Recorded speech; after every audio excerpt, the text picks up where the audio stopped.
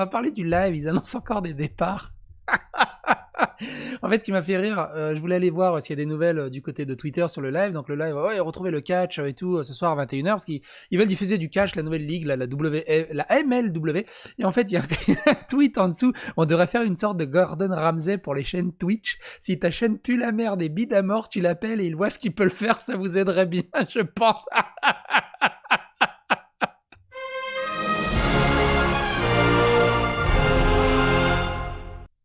Bon, tout le monde a entendu parler du live, ça a bidé de fou furieux. Il y a une playlist, si vous voulez regarder depuis le début, j'ai une playlist qui traite un peu des points les plus importants, on va dire. J'ai pas traité tous les échecs qu'il y a eu, mais ils en ont engrangé beaucoup. Il y a eu déjà des départs. Et ce qu'on apprend, c'est qu'il y a eu d'autres départs. Du côté de Twitch, j'ai regardé un peu les stats. Ils sont passés de 357 viewers en février, juste un peu de temps après le lancement, à 280 au mois de mars, et puis là ils sont aux alentours de 30 viewers à chaque fois qu'ils streament sur le Twitch. Quand ils streament sur YouTube, comme je suis tout le temps sur YouTube et que je suis toujours abonné à leur chaîne, je screenshot de temps en temps, ils font des pointes à 4 ou 5 viewers parfois, ce qui est assez incroyable de ce côté-là. 4-5 viewers, c'est assez... Moi, ce que je comprends pas, du coup, avec le live, juste avant de rentrer dans le vif du sujet, ce que je comprends pas avec le live, c'est comment ils peuvent faire aussi peu de viewers. Ils invitent Brigitte Lecordier, il y a 30 viewers. Ils invitent Benzaï, quoi qu'on en dise. Moi, je le kiffe, Benzaï, mais Benzaï fait 300, 400, 500, 1000 personnes, je crois, sur Twitch. Sur ses vidéos, enfin, ce que je veux dire par là, c'est qu'il fait des milliers de vues. Il passe sur le live, il y a 11 personnes. Et, peu importe qui ils invitent, il n'y a rien, il n'y a personne. C'est... T'imagines, 12 viewers, la moitié, ça doit être le staff. Et sachant qu'il y a eux-mêmes qui sont connectés pour lire le chat, donc il y a leur vue, il y a le producteur, il y a qui? Personne. C'est dingue qu'il y a personne qui regarde le live. Et donc, ce qu'on a appris sur la dernière... Alors, je regarde pas spécialement toutes les vidéos du live, hein, c'est juste qu'on m'a prévenu en MP Twitter, et du coup, j'ai regardé celle-ci. Elle dure 1h30, on va pas regarder les 1h30, évidemment. On va regarder quelques petits passages, notamment un passage très important, parce que sur le live, il reste quasiment plus rien comme émission. Il y a Staying le live, il y a Bat et Gaël, et des trucs un peu à gauche à droite, mais Kevin Razi a disparu de la surface de la Terre, il y a plein de monde qui ont disparu. Et surtout, Staying le live annonce que bah, c'est la fin. Pas la fin du live, mais la fin de E3, donc Mehdi, Tanguy et Clément, qui vont partir. Mais il y a quelques passages qui sont assez intéressants dans cette vidéo. Notamment à 16h50. Du déconfinement, donc ça crée du stress, ça crée une impatience et du stress, mais il y a aussi les effets secondaires du confinement, à savoir être sédentaire, donc ne pas trop se bouger, donc ne pas trop s'activer, donc rester un peu passif, et donc moins se fatiguer, et donc se décaler, et on a tous au moins fait une nuit blanche durant ce confinement, je pense, tellement on s'est décalé. Il y avait écrit sur l'écran, Petit Tanguy Clément Survivor. C'est le Survivor de le live. Parce qu'on est tout dernier. Je suis en panne, désolé, mais c'est vraiment trop bonne vanne. Alors, pendant toute l'émission, ils sont vraiment en roue libre. Tu sens que c'est la fin, donc ils se lâchent un peu sur toutes les problématiques du live. Ça cadre vraiment le truc. Et c'est pour ça qu'ils ont rebondi sur pas mal de questions borderline du chat, et ils sont revenus sur pas mal de choses. Et donc, à 17h50, ils annoncent que leur contrat se termine. 30 secondes pour dire à ceux qui nous regardent que le mercredi, du coup, 27 mai, serait potentiellement notre dernière émission de Staying le live avec Tanguy, avec toi Clément. On ne sait pas encore, mais on se dirige vers ça quand même. Donc venez nombreux le 27 mai pour nous voir. Ben, parce que sûr, déjà non nos contrats... oui, c'est quasiment sûr. Ouais, c'est sûr. Ah non, le 27 mai, les gars, c'est la dernière de Staying le live. Il en reste... Avec celle-là, 1, 2, 3, 4. Parce que nous, le 30 mai, c'est fini avec le live. C'est les Comme ça, vous êtes au courant. Donc voilà, il y en a un qui cherche un peu à arrondir les angles en disant potentiellement peut-être, pourquoi peut-être, non, c'est sûr. Donc voilà, même entre eux, ils sont pas spécialement d'accord. Après, c'est pas facile. T'es sur ta chaîne et t'es en train de casser du sucre sur ta chaîne qui te nourrit, donc c'est pas spécialement professionnellement facile. Il y a autre chose au niveau du professionnalisme, moi, qui me rend dingue. Et c'est très symptomatique du bordel sur le live, donc ils ont eu des problèmes avec le confinement, évidemment, ils le font de chez eux. Vous avez remarqué que autant Clément et Tanguy, ils ont un bon son micro, autant Mehdi a un son dégueulasse du micro. Parce qu'en fait, pourquoi ? Quand tu regardes le 1h30, en fait, il est avec un micro-casque et son micro, il est là, il pendouille. Et des fois, il prend son truc pour bien parler dans le micro, il n'y a aucun changement vocal. Ce qui veut dire que c'est sa webcam qui prend l'audio, en fait. Et pendant 1h30 d'émission, il n'y a personne qui lui dit, que ce soit Mehdi, Tanguy, Clément, et je crois qu'il y a 2 membres qui sont dans les studios, pas dans les studios, mais qui sont en train de regarder, de vérifier les... Je sais pas ce qu'ils font. Enfin, ils lancent les transitions et ils vérifient la hauteur des micros. Il n'y a personne qui lui a dit, gros, fais gaffe, je crois que ton son vient de ta webcam, il vient pas de ton micro. Et il y a plein d'émissions comme ça sur le live, tu vas, les mecs, ils ont pas un micro-casque de... Franchement, même un kit main libre, t'as un bon son, et on se retrouve avec des sons dégueulasses. C'est juste super pénible à écouter, et une grosse partie des problématiques de le live vient du fait que t'as l'impression que malgré le budget, malgré l'envie de bien faire, t'as l'impression qu'ils ont jamais fait de live, ou alors ils s'en foutent royal de la qualité. Un minimum de qualité. C'est ça que je demande pas un truc high-tech. Et encore, vu que c'est Webedia qui est derrière, et que c'est un gros studio, et que c'est un gros truc, ils devraient avoir un minimum de qualité. Mais là, on pourrait pardonner ça à quelqu'un qui démarre sur Twitch, tout gentil, mais là, non. Ce sont des gars aguerris, ils devraient se rendre compte qu'il y a un souci déjà vocal de ce côté-là. Donc, le 27 mai, le 30 mai, c'est la fin. Qu'est-ce qu'ils vont faire après ? Je ne sais pas. Le 31, j'ai noté que... c'est pas spécialement intéressant. À 31 minutes, il parle, mais au fait, pas Eric et Ramsey. Kevin Razi, il est où ? On ne sait pas où il est. Il a pas donné de signe de vie depuis 2 mois, mais il continue à faire des lives sur Instagram, mais des lives sur le live. Donc, du coup, ce qui est intéressant, c'est à 42, je crois. C'était cool, un trio et compagnie. Je ne connais rien d'avant. C'est-à-dire que je n'ai jamais vu Social Club, pour être tout à fait honnête. Donc, je ne pourrais pas prendre les commentaires pour moi, donc il n'y a pas de souci. Mais voilà, mais dites ce que vous avez envie de voir ou de revoir aussi, ça peut être intéressant. Tu parlais des trucs positifs, négatifs, peut-être des choses qu'ils ont aimées et qu'ils aimeraient voir plus souvent, par exemple. Voilà. Bien sûr, moi je me rappelle l'émission, et il y avait quelques émissions qui avaient des super beaux retours, genre Turfu, par exemple, de Hard Disk. Qui était très bien et qui avait de très bons retours. Il y avait aussi Onset avec JB Tales from the Clip qui avait de bons retours. Voilà, je vois, il y a Pizza Regina qui dit j'ai vu Onset et Baté Gaël. Est-ce que ça veut dire que c'était bien ? Ah oui, si, t'avais Tanguy et ses lives. Voilà. Absolument. Et le Terrarium, bordel. Attends, moi j'aimerais bien revenir sur mes lives, s'il vous plaît. J'aimerais bien revenir sur mes lives. Je sais pas s'il y a des viewers qui étaient là à l'époque. Mais je vous rappelle que à la base, on m'a foutu là parce qu'il y avait un trou de 45 minutes entre 2 émissions. On m'a dit Tanguy, fais un truc, tu vois. Et non, et de base, la vérité, non. Et Tanguy, la vérité, c'est que de base, on le faisait à 3 avec Clémentine qui était avec nous à l'époque. Et du coup, on nous avait dit, il manquait du temps pour faire une émission juste après. Et donc, du coup, pour faire les installs techniques, on galérait techniquement un peu. Et donc, du coup, on nous a dit, les gars, montez au 6 parce qu'il faut combler l'antenne. Et du coup, on a dit, bah écoutez, on va le faire. Et du coup, on l'a fait à 3 au début. Et puis après, il s'est avéré que une fois, tu l'as fait tout seul, je crois, et ça s'est super bien passé, il me semble, c'est ça ? Ouais. Voilà, c'est des gros problèmes techniques. Alors que si vous regardez la vidéo du départ de Clémentine, elle aborde un peu le sujet que ça fait plusieurs mois qu'ils ont préparé le live et comment ça va s'organiser. Et en fait, ça fait 2 mois, 3 mois, c'est lancé quand ? En février, fin janvier, début février ? 2 mois après, c'est toujours le sbeul total au niveau de l'organisation. C'est juste incompréhensible de ce côté-là. Autre chose qui est assez intéressant, fin du live. Pourquoi j'avais noté fin du live à 46-50 ? J'ai regardé ça hier et du coup je me souviens plus très bien, mais je pense que c'était là et qui était assez intéressant. Heureusement que je me fais des petites notes quand même de temps en temps. Vous venez d'annoncer la fin du live, point d'interrogation. Non, on n'annonce pas. Non, pas du tout. Loin de là. Loin de là. En fait, tout à l'heure, on a commencé en disant qu'il nous restait pour Staying le live du fait des. Ah oui, voilà, parce que tout le monde pensait que ça y est, le live se finit. Au bout d'un moment, combien de temps il va encore durer le live ? Parce que c'est pas possible. De toute façon, et moi, de mon opinion personnelle, jamais de la vie ils vont remonter la barque. C'est pas possible qu'ils remontent la barque. Elle est beaucoup trop coulée pour qu'ils arrivent à remonter. Franchement, je sais pas. Je vais mettre un petit sondage.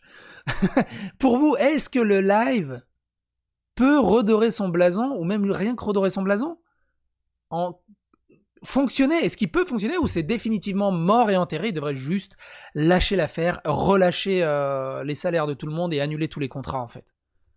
Pour moi, c'est vraiment, vraiment fini. Comme je l'ai dit au début, si même Benza n'arrive pas à ameuter des gens, Brigitte Lecordier n'arrive pas à ameuter des gens, même des gens connus n'arrivent pas à ameuter des gens. Moi, ça me fend le cœur de voir Brigitte Lecordier faire une émission et de voir qu'il y a 12 personnes qui la regardent. Ça me brise le cœur de voir qu'il y a des acteurs qui sont passés aussi, annoncer des trucs qui peuvent être cool, et de voir qu'il y a 8 personnes sur YouTube, quoi.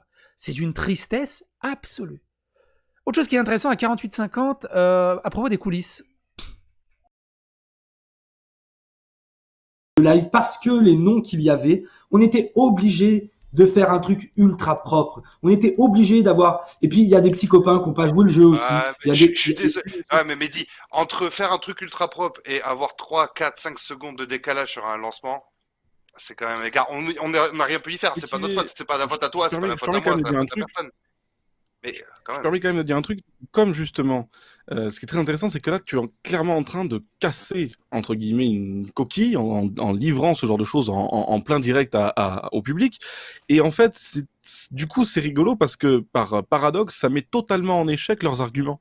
Parce que le côté, justement, c'est Webedia, c'est corporate, ça doit être clean, c'est machin, c'est pur. Mais non, là, on casse clairement les codes de la télé puisqu'on parle des coulisses. Donc, il y a un truc qui est vraiment propre au web, c'est l'interactivité, le côté direct avec le spectateur. Vous comprenez ce que je veux dire ou pas? Je sais pas si je m'exprime bien. Si. On est clairement en train de parler aussi des points négatifs, chose que ne ferait pas, je pense, une vitrine polissée en télévision. Tu verras jamais un mec dire bon, ben cette émission n'a pas fait d'audience, c'est la dernière, les copains. C'est jamais de la vie. Non mais exactement. C'est ça que je veux dire. Et on reçoit souvent des messages genre attention à pas nanani nanana. Moi, je suis d'accord avec tout ça. Il faut faire attention, évidemment, à tout ce qu'on dit. Et on est obligé parce qu'on est aussi salarié. Coucou à toi, l'Alpaga Show, qui nous demande comment ça va ici. Et je pense que juste le live, ils en ont plus rien à foutre. Je pense surtout que là, on a rien à foutre. Par contre, tu sens que Mehdi en a encore au travers de la gorge sur la sortie de Squeezie dont il fait part ici. Mais moi, Squeezie, en fait, ce qui m'a dérangé, c'est ce truc, je crache dans la soupe. Je ne dis pas que Webedia n'en est pas à ce qu'il en est grâce, et c'est aussi grâce à Squeezie, mais il faut pas oublier que Squeezie, il est là où il est, aussi grâce à Webedia. Et je trahis personne, je ne trahis pas de chiffres et je ne trahis pas de personne en disant ça. Je dis juste qu'à un moment donné, les choses, elles ont pris des proportions incroyables parce que certaines personnes qui ont des communautés incroyables, et bravo à elles, vraiment, n'ont pas joué le jeu et ont saboté un peu. C'est un peu long, mais il va revenir sur les 15 millions sur le dos, des petits copains, des gens à qui ils serrent la main dans les couloirs, ou alors des gens d'ailleurs à qui ils ne disent même pas bonjour dans les couloirs. Et c'est en ça que je suis un peu triste de tout ce qui s'est passé au live pendant des mois. Ça a été. T'es vraiment en roue libre. Non, mais et alors, qu'est-ce qui va se passer? Les 50 personnes qui nous regardent vont partir. Tanguy s'est barré. Moi aussi, je me désolidarise de cet individu. Je n'ai jamais foutu un pied dans les locaux de Webedia.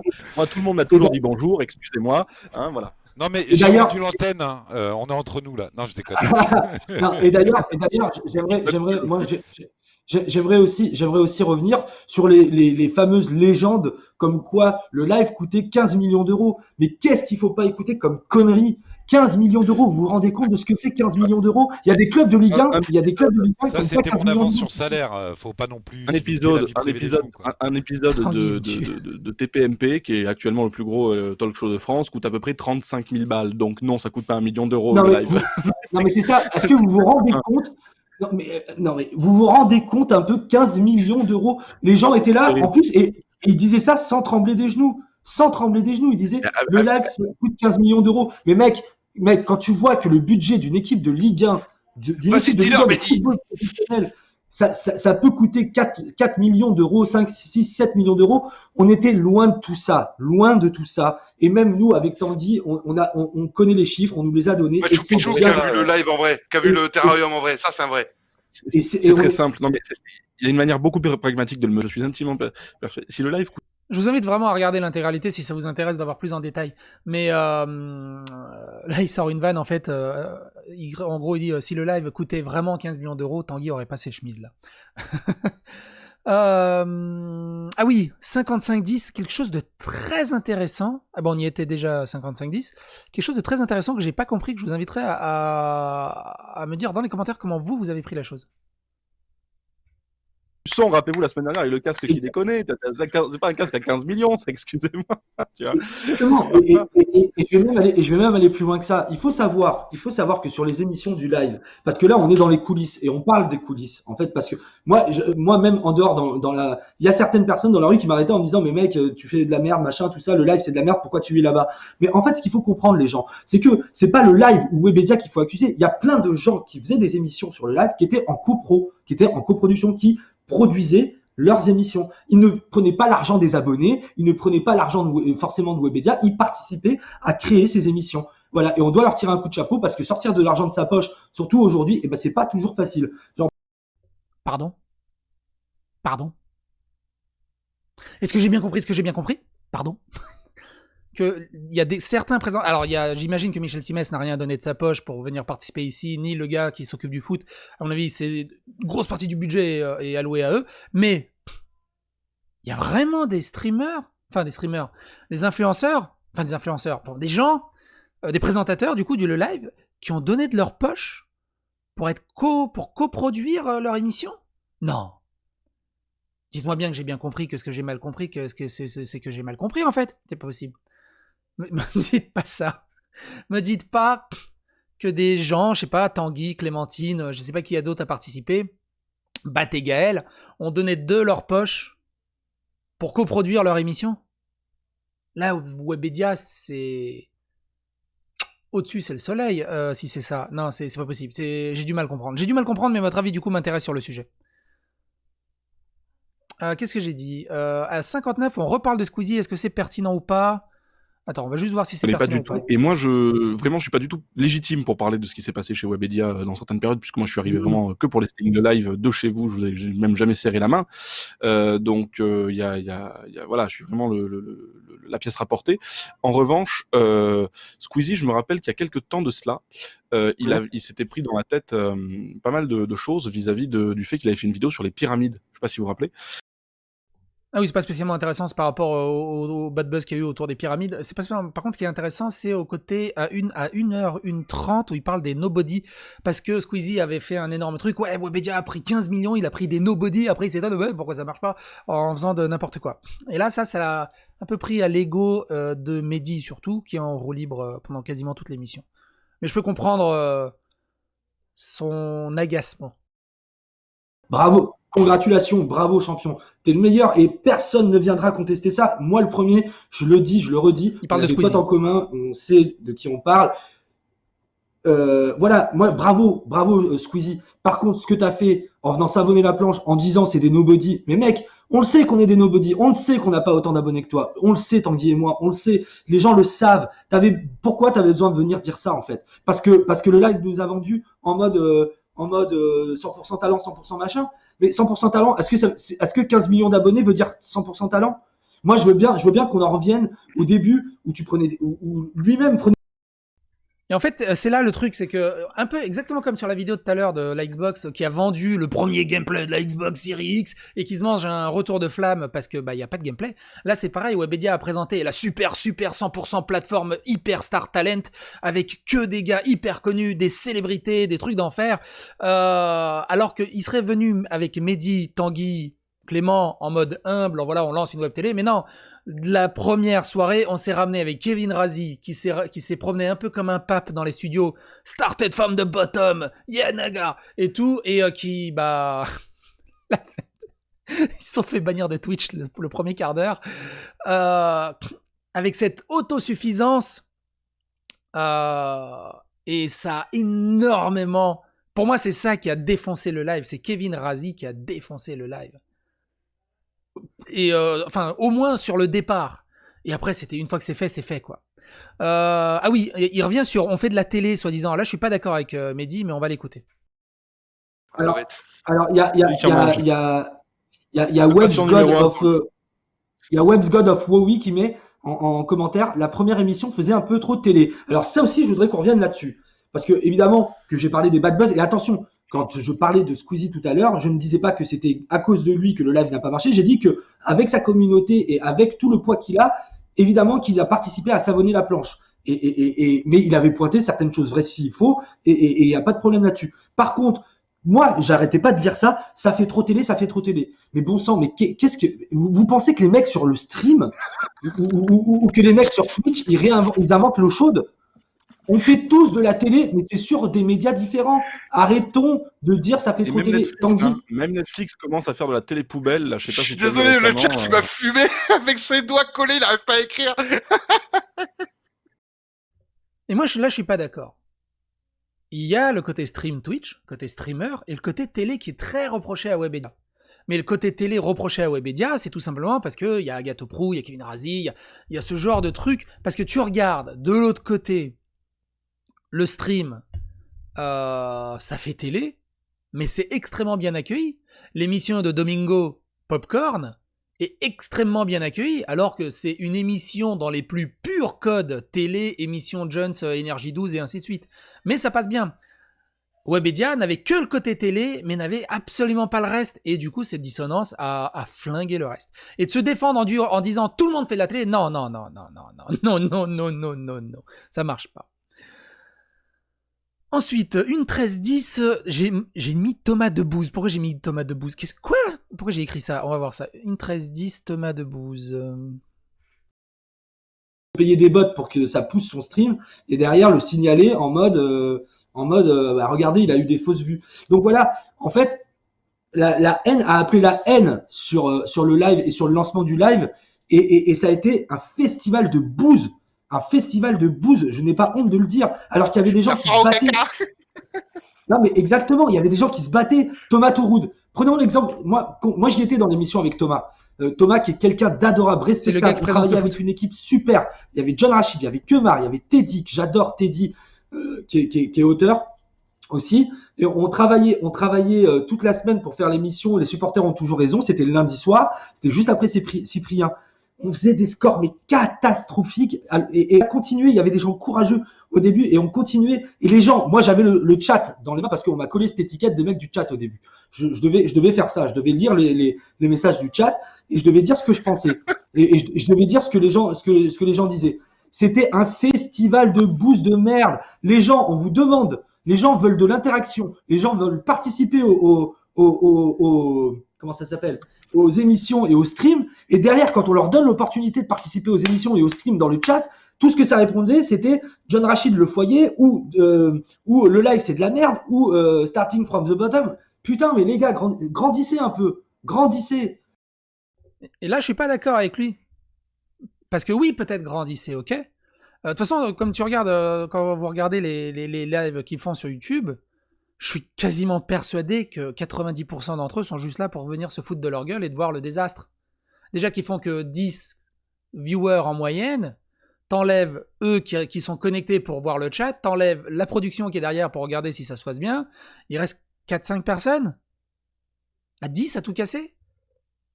Ils sont là que pour ça. Et grandissez un peu, fallait dire à Kevin Razi, et started from the bottom, ça veut rien dire.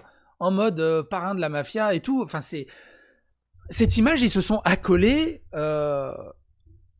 et ils ont rien fait. Ils ont vraiment rien fait pour cela décoller. Ils ont continué la tête dans une autruche et ils n'ont strictement rien fait pour augmenter. Surtout que derrière, c'était catastrophique. On aurait pu dire, ouais bon, ils ont réussi de faire mieux, mais pendant un mois et demi, il n'y avait aucune rediff. Tu pouvais pas revoir certaines émissions pour voir s'il y a eu des progrès. Il y a des émissions qui ont totalement disparu, des émissions qui devaient être, qui se sont totalement annulées. Bref, c'était une catastrophe totale. Autre chose qui est intéressante, à 1-16. On arrive vers la fin, vous inquiétez pas. Fait bouffer, je sais pas combien de familles et je sais pas combien de créateurs aujourd'hui en France. Ça, c'est la vérité. Fait bouffer. Et surtout, non, mais attends, parce qu'il y a ça aussi, parce que c'est toujours la même chose d'en revenir, et tu vas me dire si je me trompe, Tanguy, Clément, toi aussi tu peux me le dire par rapport aux entreprises, mais toujours bitcher sur Webedia. Les gens, moi je vois dans le chat, ouais mais le live c'est Webedia c'est le monstre. Mais frère, est-ce que tu sais que Webedia aujourd'hui fait bouffer je sais pas combien de familles et je sais pas combien de créateurs aujourd'hui en France? Ça c'est la vérité. Et qu'aujourd'hui, Il y a, je sais pas combien de gens qui rêveraient en fait de participer et d'être payés pour faire ce qu'ils veulent faire et ce pourquoi ils créent. Nous, on vient de la création. Moi, je viens de la fiction. Clément, toi, tu fais des vidéos et tu fais de l'hypnose. Tanguy, toi, tu fais de la danse et tu sais ce que c'est. On est tous les trois des créateurs et Jean-Pat aussi est un créateur pour moi. Et il sait très bien que c'est difficile de vivre de la création et de cracher à longueur de journée sur des gens qui mettent du pognon, un petit peu de pognon en tout cas pour créer des émissions. Ben, moi, je trouve ça vraiment dégueulasse et que c'est à cause de gens comme vous qui crachez. Non, mais c'est cracher sur des producteurs. Je trouve ça insupportable. Pardon. Ça me fait penser à la même histoire qu'il y a eu lorsqu'il y a eu la polémique. Moi, j'ai eu des potes qui, avec beaucoup.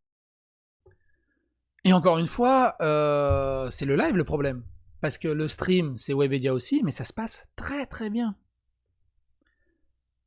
2 autres extraits et on a terminé. La déception de Tanguy. Alors que ce mec-là, c'était une pépite. Ce mec-là, peut-être que aussi, Tanguy aussi n'a pas su peut-être proposer quelque chose qui le mettait lui aussi en valeur. Et peut-être que moi aussi, d'ailleurs, c'est pour ça que j'ai pas marché sur le live.